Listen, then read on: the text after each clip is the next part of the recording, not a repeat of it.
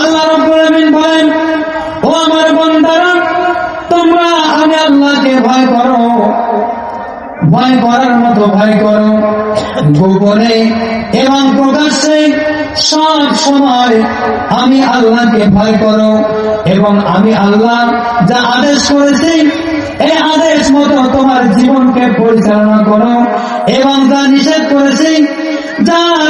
করেছি তা তোমার জন্য হারাম হয়ে গিয়েছে, নিষেধ থেকে তোমরা বিরত থাকো এবং হারাম থেকে দূরে থাকো। এবং আল্লাহ তাআলা বলেন, ওয়াকুনু মা'আস সাদিকিন, তোমরা সত্যবাদীদেরকে বন্ধু রূপে গ্রহণ করো। তারা হাজিরিন, আল্লাহকে ভয় করার মতো ভয় করতে হবে।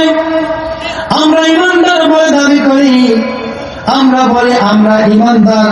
আল্লাহ বলেন, তোমরা যদি ঈমানদার বলে দাবি করো, আমি আল্লাহকে ভয় করার মতো ভয় করো।